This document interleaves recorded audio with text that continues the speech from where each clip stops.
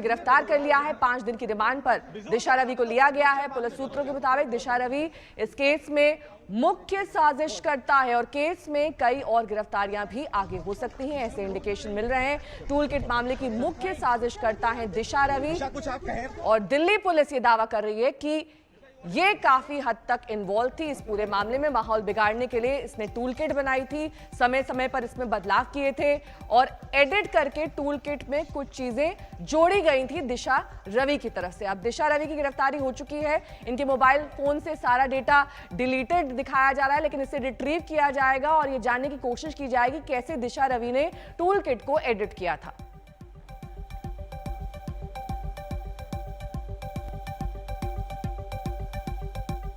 वहीं दिशा रवि की गिरफ्तारी का विरोध भी शुरू हो चुका है। बेंगलुरु के हाई ग्राउंड्स थाने में कल छात्रों ने दिशा की गिरफ्तारी के खिलाफ प्रदर्शन किया।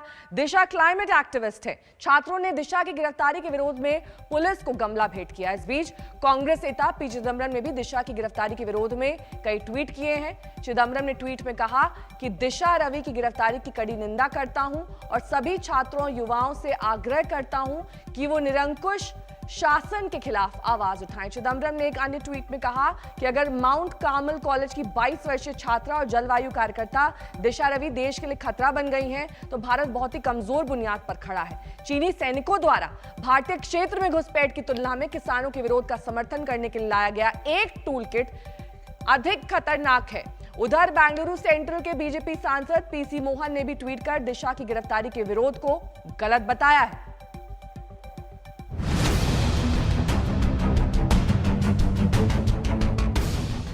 टूल किट केस में पहली गिरफ्तारी, अब और किसकी बारी? क्या दिशा रवि सिर्फ एक मोहरा है?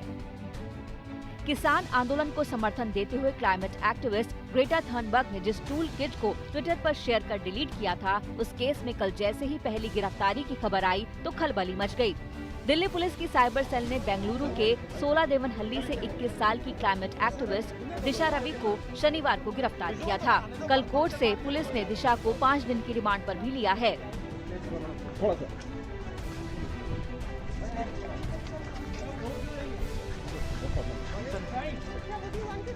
दिल्ली पुलिस के सूत्रों से अब तक जो जानकारी मिली है उसके मुताबिक दिशा रवि देश को बदनाम करने और माहौल बिगाड़ने के लिए तैयार किए गए टूल किट केस में मुख्य साजिश करता है। दिशा ने टूल किट को कई बार एडिट किया था।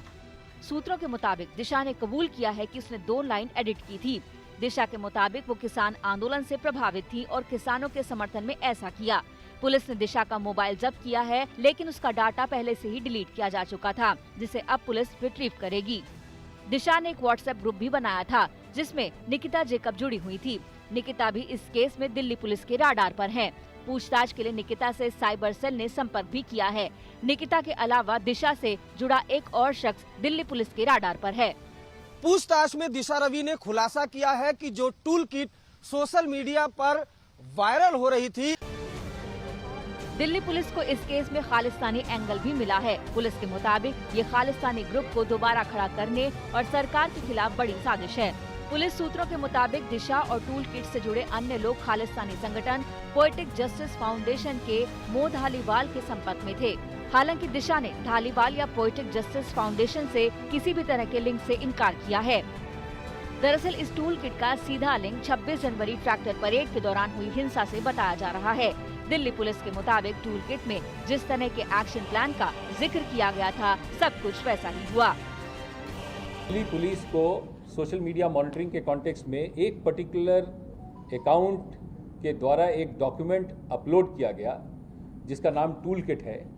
उस टूल किट को एक पर्टिकुलर प्रो खालिस्तानी ऑर्गेनाइजेशन है जिसका नाम पोएटिक जस्टिस फाउंडेशन है, इसके द्वारा इसकी ऑथरशिप दिखाई गई है और इस डॉक्यूमेंट में एक एक्शन प्लान डिलिनेट किया गया है।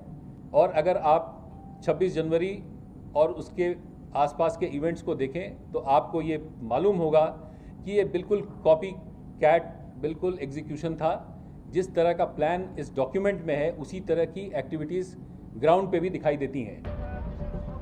एक तरफ पुलिस दिशा रवि को मुख्य साजिशकर्ता बता रही है, दूसरी तरफ दिशा की रिहाई के लिए बेंगलुरु में कल प्रदर्शन हुए हैं। यही नहीं, विपक्ष के कई नेताओं ने भी ट्वीट कर दिशा की गिरफ्तारी पर सवाल खड़े किए हैं। ऐसे में पुलिस के लिए बड़ी चुनौती है आरोपों को साबित करने की।